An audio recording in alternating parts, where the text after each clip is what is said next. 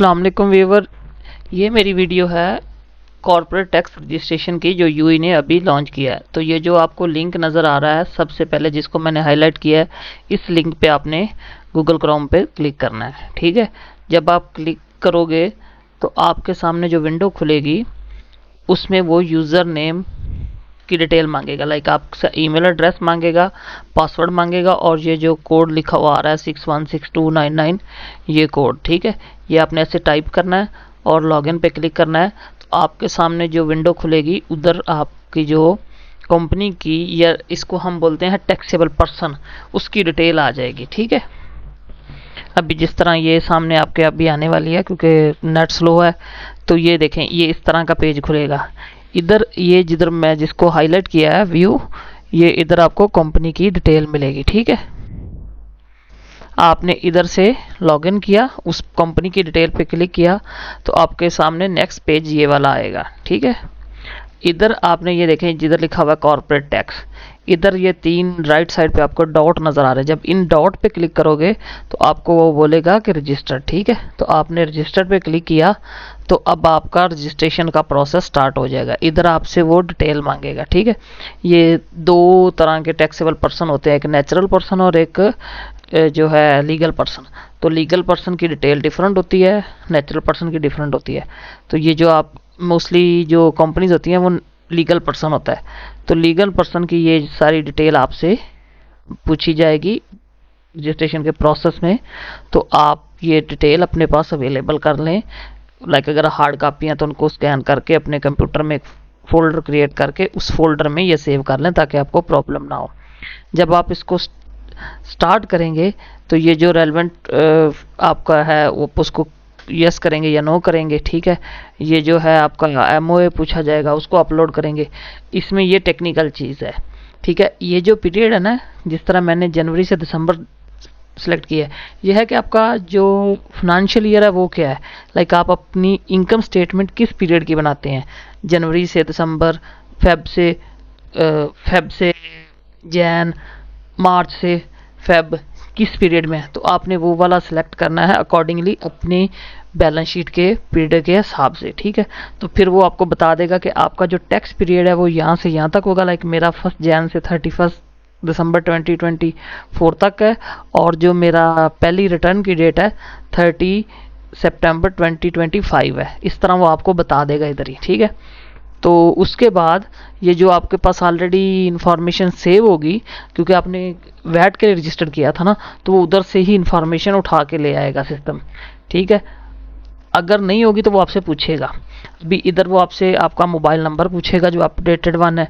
ठीक है, आपने इधर मोबाइल नंबर डालना है।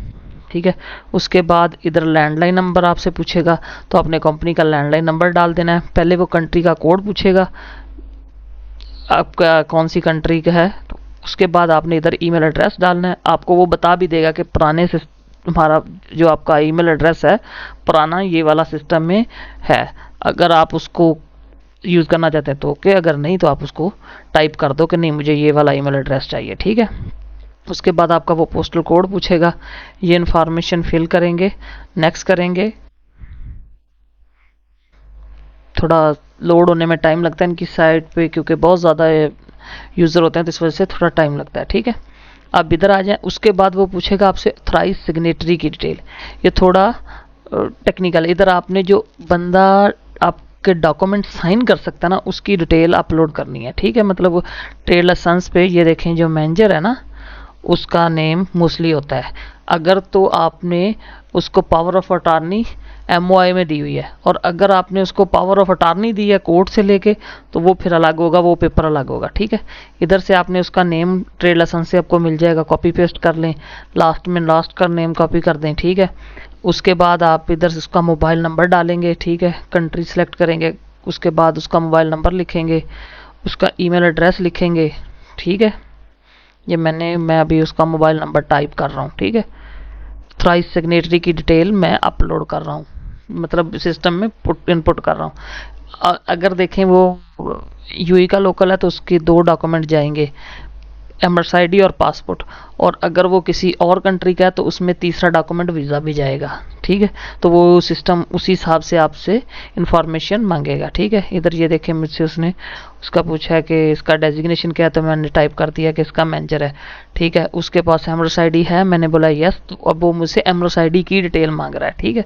ये देखें मैं इधर गया जिधर मैंने सेव की थी, ये देखें एमरोस आईडी की डिटेल आपको ब्लर में नज़र आ रही है। इधर से मैंने डाटा उठाया, एमरोस आईडी का नंबर, उसकी एक्सपायरी डेट, ठीक है। तो ये सारी इन्फॉर्मेशन मैं इधर फिल करूँगा, ठीक है। साथ साथ ये देखें मैं फिल भी कर रहा हूँ, जिधर वो उधर कॉलम बना होगा लिखा होगा कैमरा आईडी नंबर लिखें, उसकी एक्सपायरी डेट लिखें, ठीक है। उसको एज ए अटैचमेंट अटैच करें। तो ये इन्फॉर्मेशन आपने वैसे ही अटैच कर देनी है। ये ऑथराइज सिग्नेटरी की डिटेल मांगेगा, क्योंकि पहले ये चीज़ नहीं मांगी जाती थी। अब जब आप कॉर्पोरेट टैक्स के लिए रजिस्टर कर रहे हैं तो ये आपसे इन्फॉर्मेशन मांगी जाएगी, ठीक है। ये इन्फॉर्मेशन फिल करने के बाद, ऐड करने के बाद मेरे से वो पासपोर्ट की डिटेल मांगेगा, ठीक है। अब ये देखें पासपोर्ट की डिटेल अगर ऑलरेडी है तो ओके, नहीं है तो मैं अपलोड कर दूंगा, ठीक है क्या। ये देखें पासपोर्ट की डिटेल भी मैंने अपलोड कर दी जो मेरे पास लेटेस्ट है, ठीक है। अगर वो पुरानी ऑलरेडी आपने अपलोड किया तो उसमें इतना इशू नहीं है, वो सिस्टम खुद ही उठा लेता है। अगर वो एक्सपायर हो चुका है तो आप उसमें नया अपलोड कर दें, ठीक है। उसके बाद इसमें वो एक चीज़ आपसे जो पूछेगा, मैंने पहले भी बताया था कि जो पावर ऑफ अटॉर्नी है या वो एमओआई से ऑथराइज सिग्नेटरी है। तो अगर तो एमओआई से तो आप एमओआई अटैच कर दें, एमओए मेमोरेंडम ऑफ एसोसिएशन। और अगर पावर ऑफ अटॉर्नी है जो कोर्ट से मिलती है तो वो फिर वो डॉक्यूमेंट आप अटैच कर देंगे, ठीक है। लिख देंगे उधर, देखिए अभी मैं पासपोर्ट की डिटेल सारी फिल कर रहा हूँ। जो पासपोर्ट की डिटेल मुझसे मांगी जा रही है, पासपोर्ट का नंबर मांगा जाता है, इशूइंग कंट्री मांगी जाती है, उसकी एक्सपायरी डेट मांगी जाती है, उसकी अटैचमेंट मांगी जाती है, ठीक है। ये करने के बाद, ओके करने के बाद फिर वो मांग रहा है मेरे से, जिस तरह मैंने पहले भी बताया है कि जो है क्या बोलते हैं,